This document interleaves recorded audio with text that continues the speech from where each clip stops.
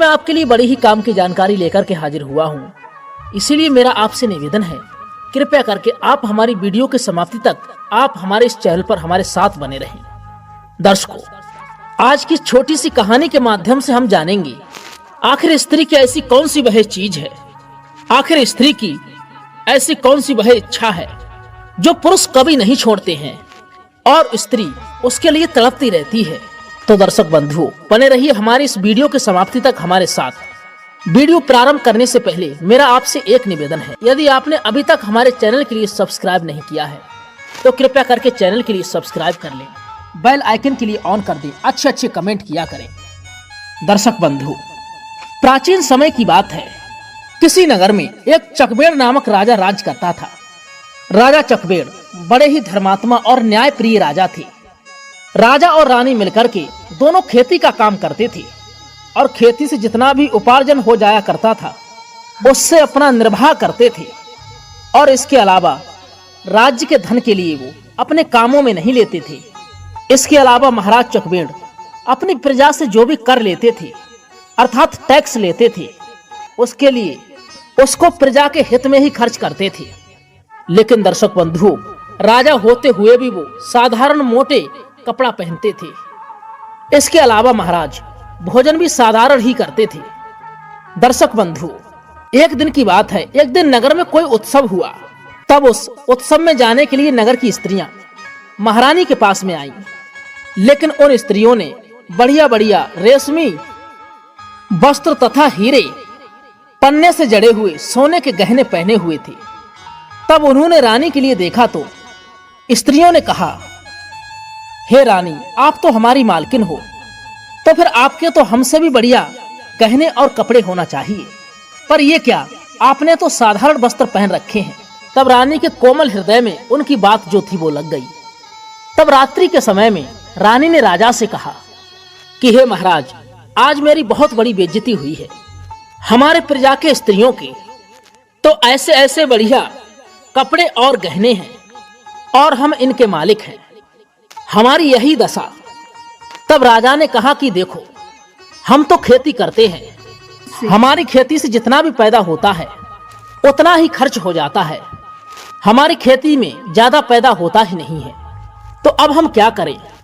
और हमारी प्रजा से आया हुआ धन हम अपने कामों में लेते ही नहीं हैं, फिर भी हम तुम्हारे लिए हे रानी गहनों का प्रबंध करवा देंगे, इसीलिए रानी तुम धैर्य रखो।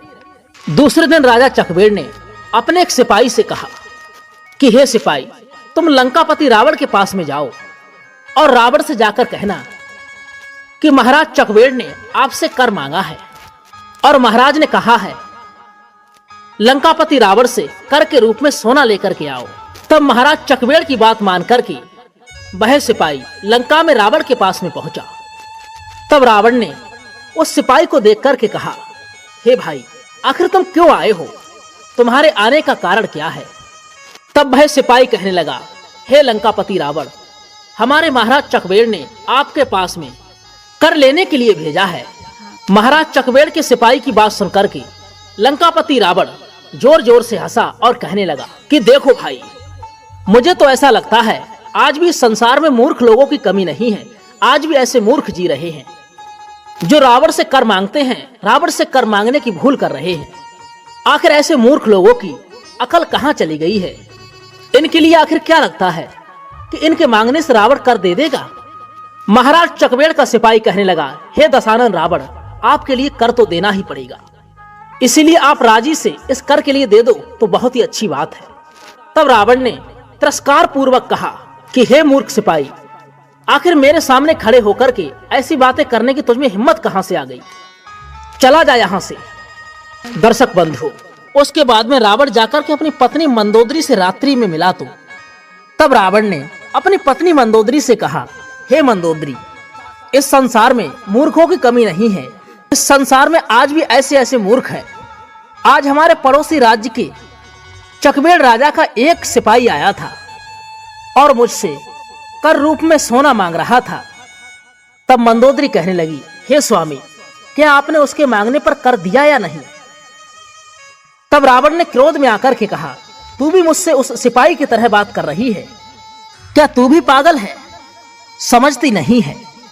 तू क्या मेरी महिमा के बारे में जानती है, मेरी शक्तियों के लिए जानती है? आखिर मैं दशानन रावण हूं, भला रावण भी क्या कर दिया करता है? तब मंदोदरी कहने लगी, हे महाराज, कृपया करके आप कर के लिए दे दो, नहीं तो तुम्हारे लिए अच्छा नहीं होगा। आप तो दशानन रावण हैं, आपके लिए तो कर जरूर ही देना चाहिए। क्योंकि रावण की पत्नी मंदोदरी जो थी वो राजा चकवेड़ के प्रभाव के लिए जानती थी। क्योंकि मंदोदरी जो थी वो एक पतिव्रता स्त्री थी। मंदोदरी जो थी अपने पतिव्रत के प्रभाव से इतना जानती थी जितना कि महाराज चकवेड़ के बारे में रावण भी नहीं जानता था। इधर सुबह रावण उठकर के जाने लगा तो मंदोदरी ने अपने पति रावण के लिए रोक लिया और कहा, महाराज आप थोड़ी देर ठहरो, आज मैं आपके लिए एक तमाशा दिखाऊंगी। अपनी पत्नी मंदोदरी की बात सुनकर के रावण वहीं पर ठहर गया। इधर मंदोदरी का रोजाना का काम था, अपने छत के ऊपर रोजाना कबूतरों के लिए दाना चुंगाया करती थी।